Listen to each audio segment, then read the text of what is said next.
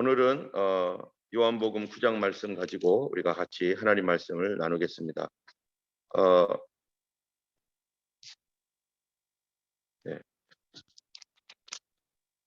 이제 예수님께서 오늘 본문에 보면은 날 때부터 소경되었던 사람을 예수님이 고치신 장면입니다.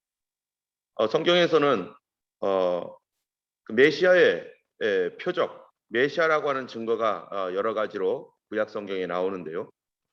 귀머거리에 귀가 들리고 벙어리에 혀가 풀리고 또 맹인이 보는 이런 것들이 메시아가 하시는 표적이라고 구약 성경에 말하고 있습니다. 이사야서에서 말하고 있는 그런 그 메시아됨의 이러한 표적들, 이런 표적들이 예수님이 여기에 성경에서 요한복음이나 마태복음이나 마가복음, 누가복음에서 이런 표적들에 관하여서 이렇게 맹인이 눈을 뜨고 귀머거리가 귀가 열리고 또 절름발이가 일어서고 하는 이러한 그 이외에도 예수님께서 행하셨던 표적들이 굉장히 많을 것입니다. 그럼에도 불구하고 이런 표적들을 집중적으로 계속 반복해서라도 말하고 있는 것은 바로 그것은 그 구약 성경에서 말하고 있는 메시아는 하시는 일이 무언가, 그가 하시는 그 표적을 보고서 그를 믿으라라고 했던 그 표적이 바로 이런 것들이었기 때문에 그렇습니다. 오늘 예수님께서 길을 가실 때 1절에 보면은 날 때부터 맹인된 사람이 있었습니다. 이 사람은 단 한 번도 뭔가를 본 적이 없는 그런 사람이죠.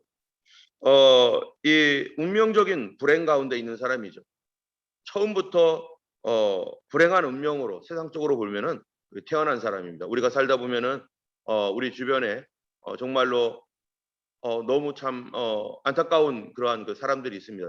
태어날 때부터 불의한 환경 가운데 어려운 환경 가운데서 참 우리는 그래도 편안하게 이렇게 있는데 또 어떤 그 호주 아닌 다른 어떤 나라들에서는 정말로 비참한 가운데 있는 그들이 어떠한 그 태어나기도 전에 부터 있었던 그러한 그 땅의 비참함이 태어나자마자 곧바로 그렇게 가정 때문에 또 자기의 어떠한 자기의 행동이 있기 이전부터 이미 그러한 비참함 속에 그 조상들이 있었기 때문에 그것이 계속 대물림되어서 내려오고 있는 어떠한 그런 상황도 있습니다. 그런데 여기에 이 사람은 바로 태어날 때부터 맹인이 되어서 정말 비참한 운명 가운데 있을 때 제자들이 그 사람에 대해서 물어보기를 랍비여, 이 사람이 맹인으로 난 것이 누구의 죄로 인함이니까, 자기니까 그 부모니까 하면서 예수님께 도대체 이 사람의 이러한 불행을 우리가 어떻게 해석해야 되는지에 대해서 묻습니다. 그런데 한 사람의 불행에 대하여 이 제자들의 해석 또 그 당시에 유대인들의 해석은 뭡니까? 바로 누군가의 죄 때문이다. 아예 누구의 죄로 인함이니까 라고 물어보고 있어요. 이렇게 물어보고 있는 것은 그들은 당연히 그것이 어떠한 인과응보, 어떠한 잘못이 있었기 때문에 거기에 대한 형벌로서 이 일이 일어난다라고 그렇게 단단하게 믿고 있는 것입니다. 제자들도 이렇게 믿고 있고 이 그 당시 유대인들 모두가 다 그런 인과응보적인 그런 그 생각을 가지고 있는 거죠. 왜 이 사람들은 그 인과응보적인 이런 생각을 하고 있습니까? 그들이요, 인과응보라는 게 뭡니까?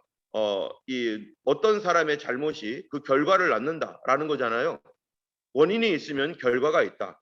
그래서 이 물건을 위에서 아래로 떨어뜨리면 그 땅바닥에 쿵 떨어지는 그 순간에 그 만약에 그것이 꽃병이면 꽃병이 깨질 것이고 또 뭐 귀중품이면 부서질 것이고 하는 것처럼 이렇게 부서지고 깨졌던 그 원인은 뭔가 그 이유가 있을 것인데 그 이유가 이 사람들은 뭐라고 보는 거예요? 죄, 부도덕한 죄, 어떠한 영적인 죄, 이런 죄 때문이라고 보는 것입니다.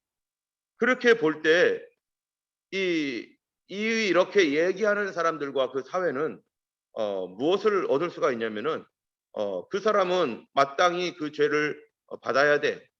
그 사람이 그렇게 된 이유는 그 자기의 죄 때문이니까 형벌을 받아야 돼라고 하는 이러한 그 편견을 갖게 되죠.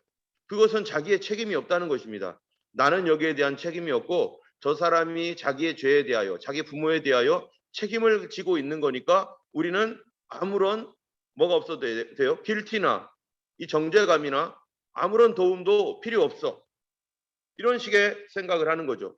여러분, 이런 식의 생각이 오래도록 내려왔습니다. 우리가 작년에 욥기서를 우리가 성경을 쭉 읽어가면서 그때 말씀을 봤던 것처럼 욥의 불행, 욥이 정말로 온몸에 악창이 나고 가족들이 다 무너지고 또 아내는 그렇게 막 자기를 막 죽으라고 막 그렇게 악담까지 하고 모든 것을 다 잃어버리고 친구들마저도 참으로 이렇게 욥을 위로하는 것이 아니라 계속 그들이 요구하고 있는 게 뭡니까?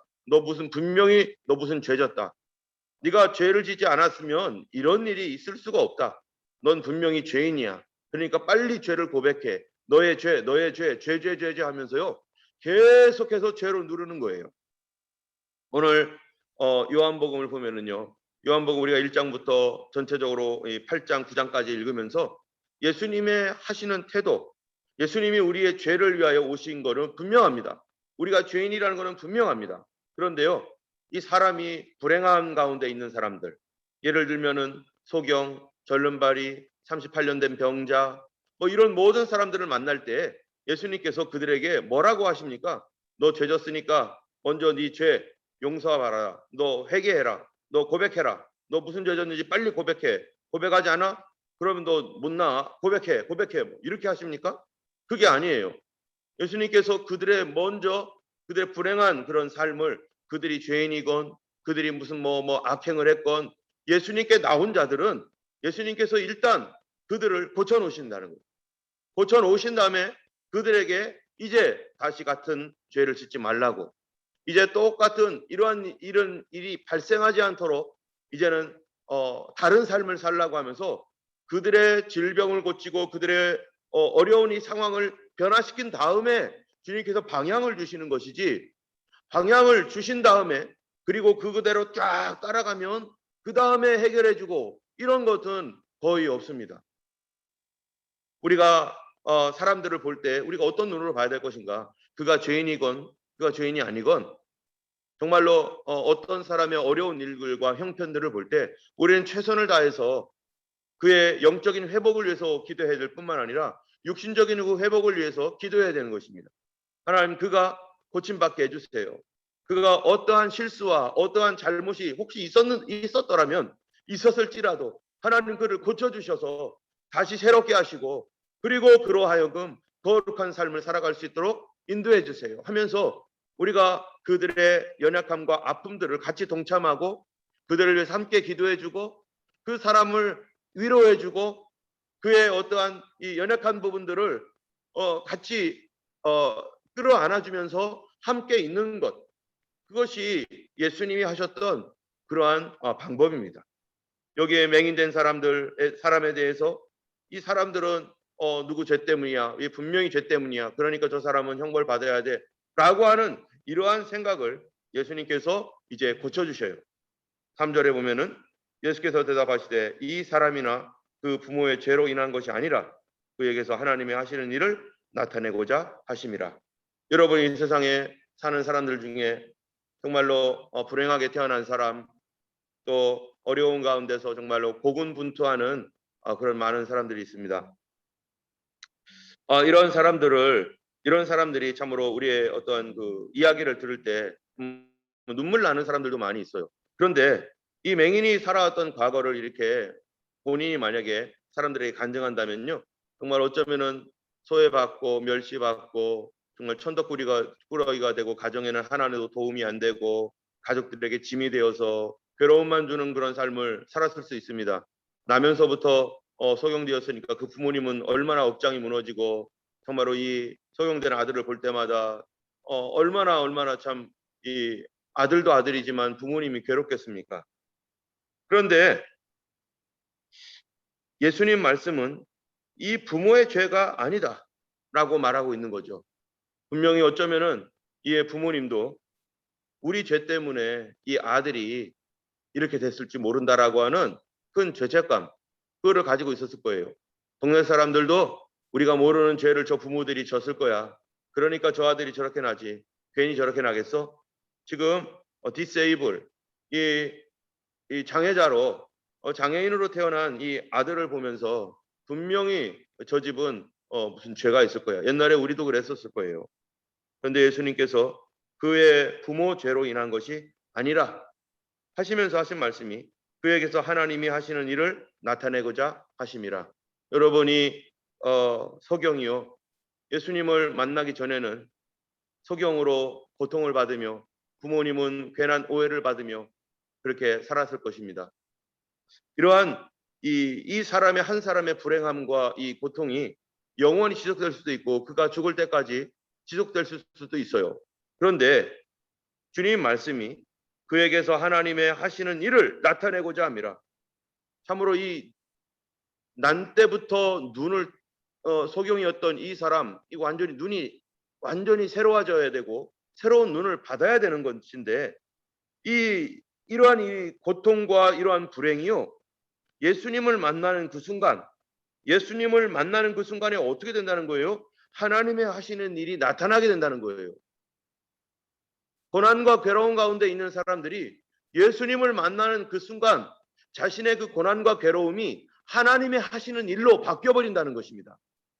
우리가 어제도 우리 같이 말씀을 나눴지만 참으로 힘들고 고생스러운 그런 삶 속에 살아가는 그러한 그 형편에 있는 모든 그런 일들이 그냥 거기서 예수님을 만나지 못하면 그것이 고통이고 괴로움이고 평생 나의 짐이 되어서 이것이 우리의 인생을 그렇게 불행하게 만들고 저주스럽게 만드는 걸로 끝날 수밖에 없어요.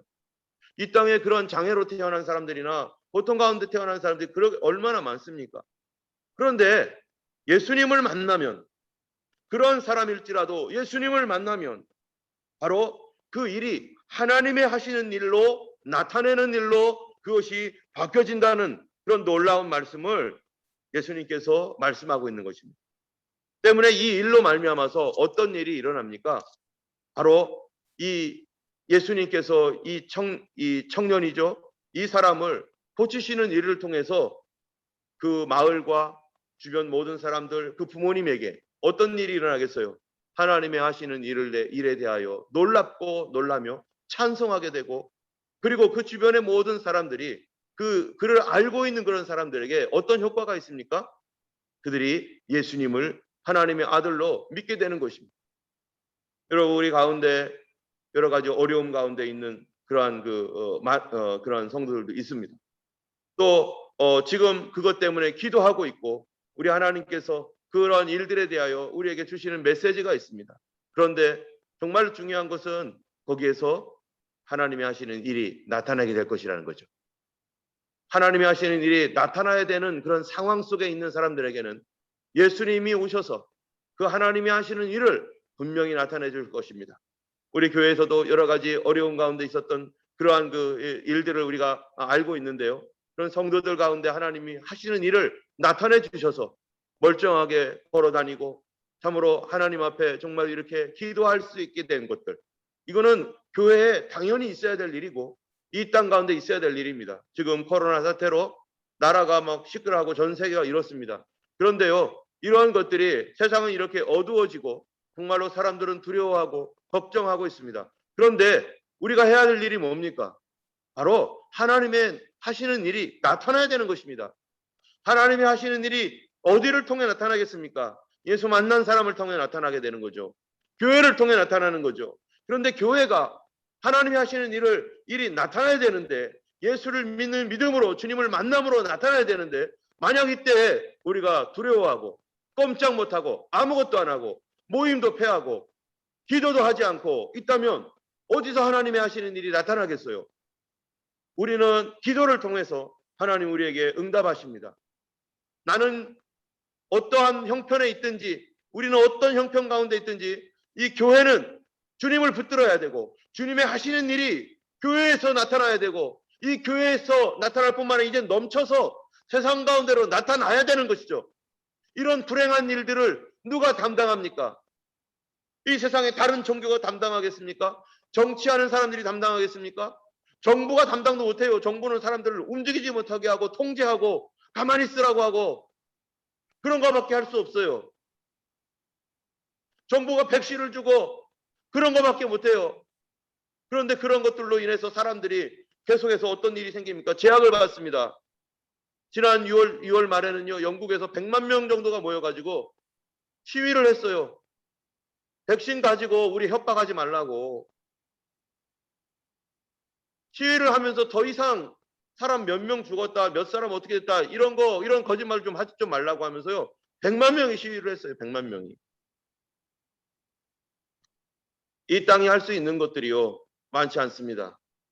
그런데 우리 주님께서 교회를 통해서 이것이 어떤 음모론이 됐든 아니면은 정말로 이 심각한 질병이든 그거 상관없이 주님이 다스리고 주님의 몸된 교회는 이런 상황에서 우리가 뭐라고 해야 됩니까? 하나님이 하시는 일이 주여 교회를 통해 나타나기를 원하나이다. 그러려면 교회는 뭐를 해야 돼요? 믿음 갖고 하나님 앞에 기도해야 돼요. 믿음으로 하나님 앞에 서 있어야 돼요. 그러기 위해서 우리가 기도하는 것이고, 우리가 오늘부터 또다시 기도하지만 이제 또다시 기도할 때는 차원을 다른 기도를 해야 됩니다. 하나님 어두움을 하나님 몰아내 주시고, 사람들에게 가려져 있는 눈을 열어주시고, 또 하나님 이것에 교회들이 믿음으로 반응하게 해주시고, 하나님이 하시는 일이 이 땅 가운데 나타나게 하여 주시옵소서. 우리 교회 가운데 강력하게 나타나게 해주셔서 이 기도의 결과를 보게 하시고, 어둠의 영, 사단의 영, 악한 것들이 떠나가게 우리 주님 앞에 기도해야 될 것입니다. 지금 이 소경은요, 아무것도 안 보이는 사람입니다. 그런데 예수님께서 어떻게 해주십니까? 그를 눈을 뜨게 해주십니다. 그의 눈을 보게 해주십니다. 여러분, 우리가 지금 이러한 이 어려운 사태 가운데 어쩌면 교회는 소경이 되었을지도 몰라요.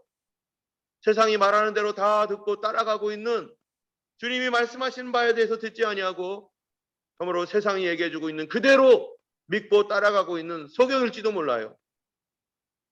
그러나 우리는 이때 이제 정말로 우리 교회가 우리 하나님 앞에 기도해야 될 것입니다. 하나님, 지혜와 계시의 영을 부어 주옵소서. 하나님께서 여기서 우리에게 계시를 주시옵소서. 우리 성도들 한 사람 한 사람마다 우리가 어떻게 행할지, 하나님 이 시대 가운데 주의 말씀 듣기 원하나이다. 항상 어려울 때는요, 세상은 계속해서 두려움만 줍니다. 세상은 계속해서 걱정만 줍니다. 그리고 여기서 몇 사람 죽었고 저기서 몇 사람이 어떻게 됐고 이런 말로 우리를 협박합니다.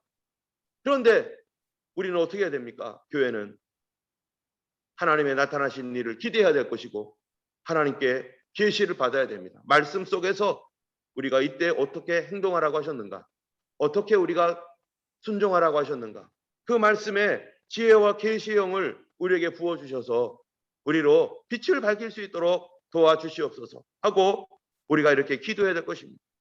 4절을 보면요, 주님이 뭐라고 하십니까? 4절 여러분 같이 한번 읽어보겠습니다.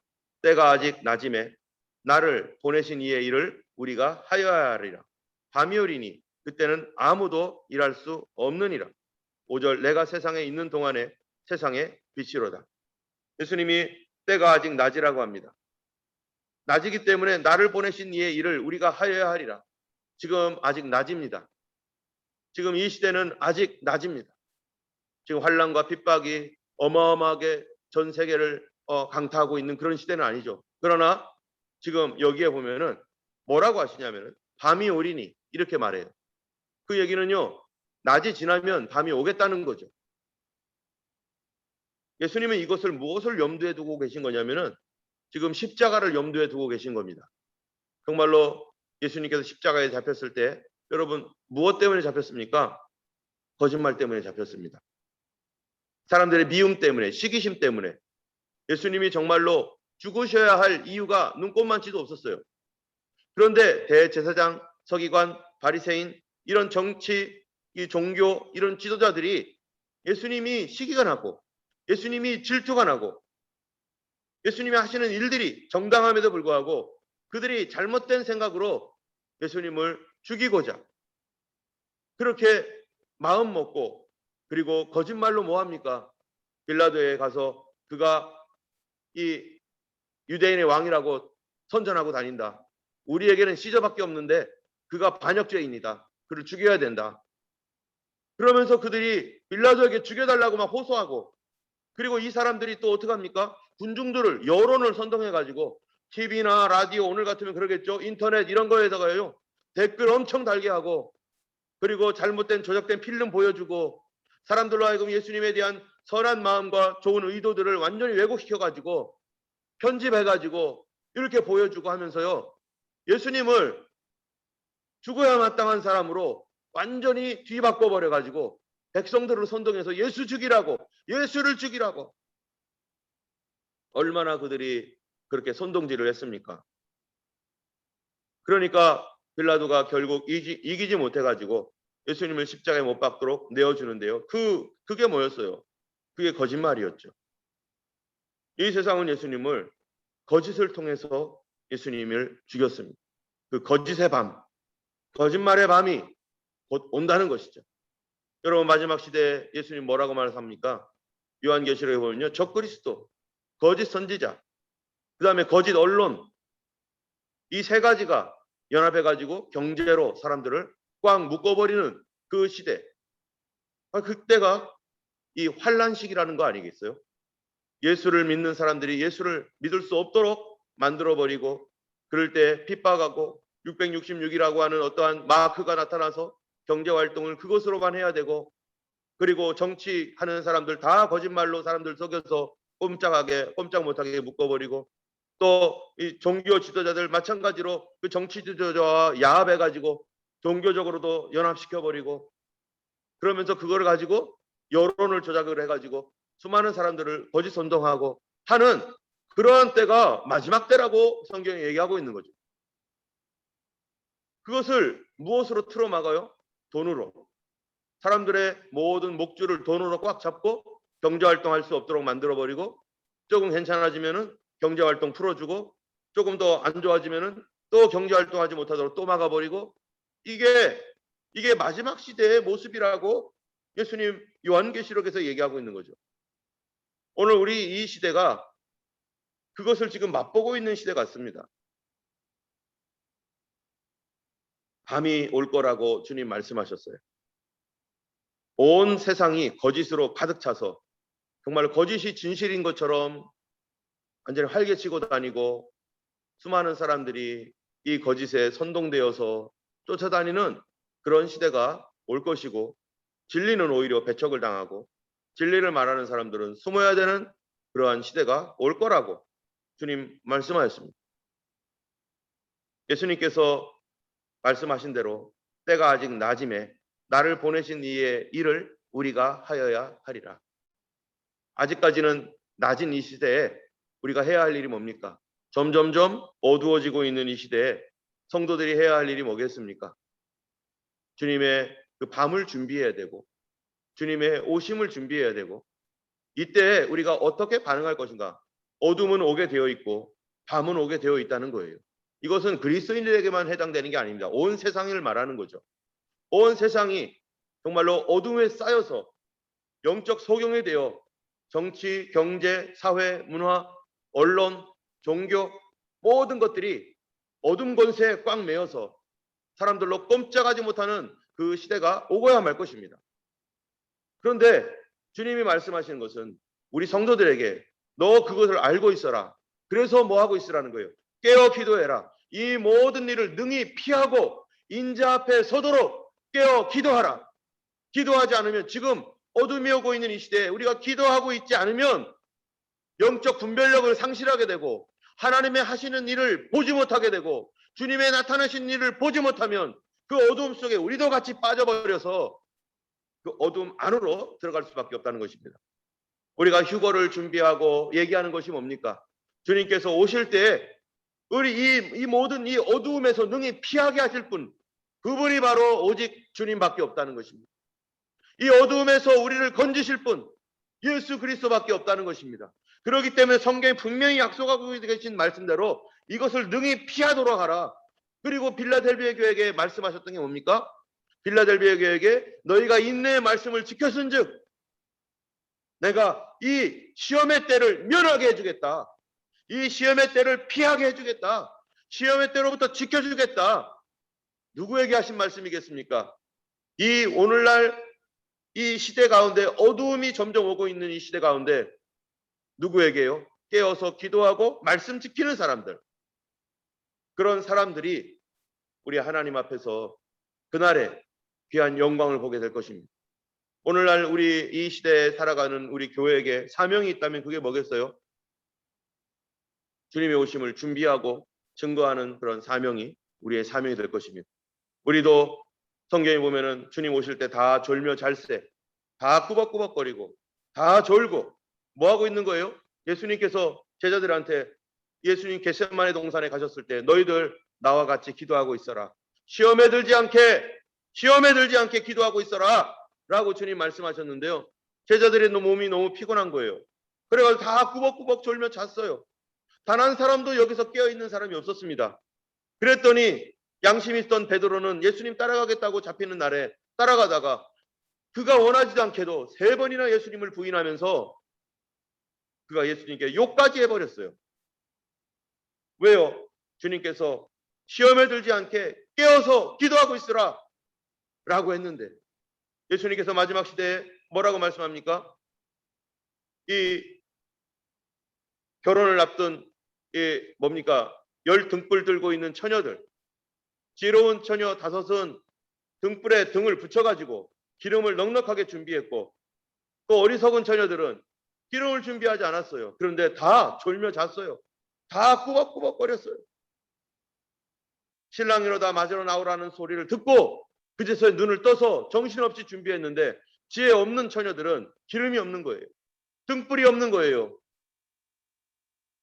우리 그리스도인들이 이 시대를 보면서 우리도 뭣도 모르고 꾸벅꾸벅 졸며 잘 수밖에 없는 그러한 어두움들이 우리를 감싸고 주변에 그렇게 할 수 있습니다. 그러나 주님 말씀하신 대로 깨어서 기도하는 교회가 필요하고 우리에게 너희는 능히 이 모든 일을 피하고 인자 앞에 서도록 깨어 기도하라. 너희가 인내의 말씀을 지켰은즉 내가 그 시험의 때를 면하리라. 그 시험은 온 세상에 임할 시험의 때라고 말씀하고 있습니다. 이 땅은 분명히 시험의 때에 들어갈 것이고 어두움의 때에 들어가고야 말 것입니다. 우리가 이때 참으로 주님의 오심을 기다리며 우리가 깨어 기도하며 영적 분별력을 갖고 과연 이 안에 사단이 원하고 있는 그러한 그 어둠이 뭔가, 사단이 지금 무엇을 어디로 우리를 드라이브하고 있는가.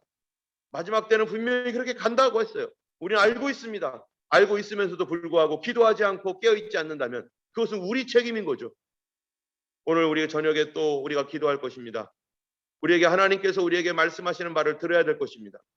우리는 여러 가지 우리의 문제를 가지고 기도하겠지만 그러나 하나님은 다른 차원에서 우리의 심령을 준비하고 주님의 오심을 준비하게 하시고 빛 가운데 걸어가게 하시고 하나님의 나타나시는 일을 반드시 보게 하실 것입니다. 우리 교회에서 하나님의 하시는 그 일들이 나타나도록 기도해야 될 것입니다. 그것은 단순하게 우리의 질병과 또 우리의 연약함이 고쳐지는 차원에서 뿐만 아니라 이 시대 가운데 빛을 발칠 수 있는 참으로 어두운 가운데 있는 사람들에게 하나님의 빛이 나타날 수 있도록 하나님 교회를 깨워주시고 이 시대 가운데 하나님이여 교회들이 일어나서 함께 이 땅을 비출 수 있는 진리를 비출 수 있는 그 진리가 어디서부터 나와야 됩니까? 목사님의 머리에서 나오는 게 아니에요. 우리들의 머리에서 나오는 거 필요 없습니다. 하나님의 계시가 와야 됩니다. 하나님께서 주시는 이 땅을 보는 눈을 열어주셔서 성경을 깨닫게 하시고 성경을 열어주시고 하나님이 주시는 계시를 받아서 이 땅에 지금 무엇라고 말씀하시는지를 들어야 되는 그러한 시기. 여러분 어두울수록 빛이 있어야 됩니다.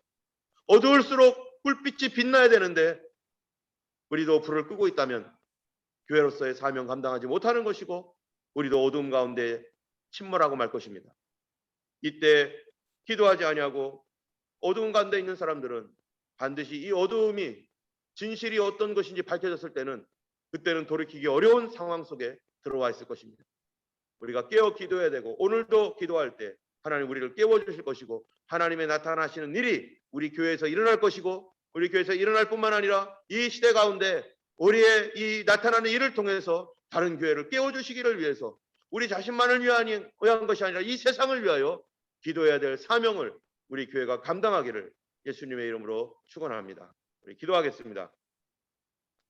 걸어가신 하나님 아버지 감사합니다. 오늘도 주님 귀한 하나님의 백성들이 함께 모여서 아버지 기도합니다. 오늘도 말씀하여 주시옵시고 응답하여 주시고 주님이 하시는 일을 보게 하여 주옵소서. 우리를 인도하셔서 주님의 선한 그 사업에 아버지 하나님이여 써주시고 하나님 나라와 영광을 위하여 하나님 저희들을 사용하셔서 참으로 이 땅에 지혜와 계시의 영으로 하나님 우리에게 밝혀주시사 우리로 말하게 하여 주시고 아버지 어둠 가운데 있는 자들을 비출 수 있도록 역사하여 주옵소서. 성도들 한 분 한 분 하나님 붙들어 주시고 오늘 종일토록 예수님 안에서 주님과 동행하는 그런 거룩한 하루가 되기를 간절히 원하옵고 예수님 이름으로 기도드렸습니다. 아멘. 하늘에 계신 우리 아버지 이름이 거룩히 여김을 받으시오며 나라의 임하옵시며 뜻이 하늘에서 이룬 것 같이 땅에서도 이루어지이다.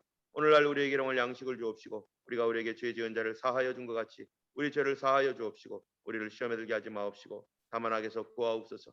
이 나라와 권세와 영광이 아버지께 영원히 쌓옵나이다. 아멘. 이 시간 우리 함께 하나님 앞에 간절히 기도하시는 시간 되길 바랍니다. 오늘도 승리하시는 하루 되기를 원합니다. 함께 기도하시겠습니다.